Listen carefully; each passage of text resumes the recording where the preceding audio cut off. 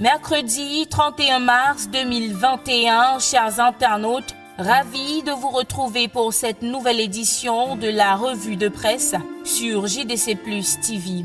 À la une de Cameroun Tribune, lutte contre les discours de haine, le quotidien nous interpelle tous. Il souligne que pour une plus grande implication des acteurs sociaux et étatiques à l'éradication de ce phénomène, la Commission nationale pour la promotion du bilinguisme et du multiculturalisme a entamé hier mardi une série de consultations pour la réussite de sa campagne de sensibilisation lancée le 5 mars dernier.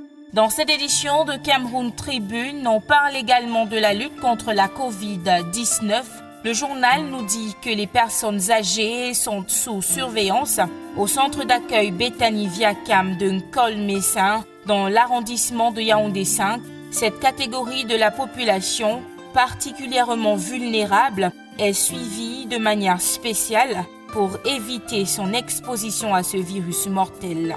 Gaston Elundou et Somba, Mr. Dak, c'est le grand titre qui barre la une du journal Repère dans sa parution de ce mercredi. Le tri-hebdomadaire souligne que depuis sa nomination le 2 mars 2018, le ministre de l'Eau et de l'Énergie, en dépit des moyens financiers colossaux mis à sa disposition par les pouvoirs publics, il peine à relever l'offre en électricité au Cameroun. Le journal nous fait vivre le calvaire des populations qui vivent dans le noir en page 3.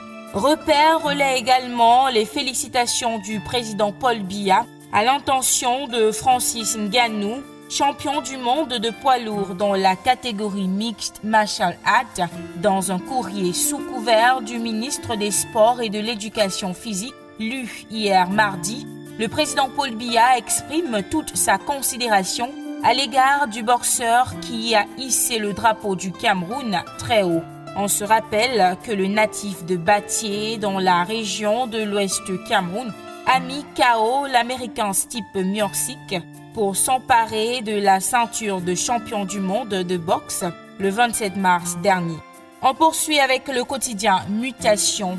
La rédaction de ce tabloïd s'est rendue du côté de l'avenue Kennedy à Yaoundé, un lieu réputé pour ses actes d'agression qui s'y déroulent, mais pourtant attire du beau monde pour la réparation des téléphones et autres appareils high-tech. Comment récupérer cette jeunesse ingénieuse en matière de maintenance électronique?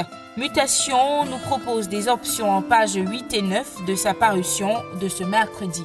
Le quotidien L'économie en kiosque ce mercredi 31 mars indique que le prix des denrées alimentaires à Douala et Yaoundé a connu une augmentation considérable, telle que précisée dans le compte-rendu de l'enquête menée par l'Institut national de la statistique pour le compte du mois de février. Vous aimeriez peut-être connaître ces aliments ainsi que le montant additionnel. La page 3 du quotidien L'économie contient tous les détails.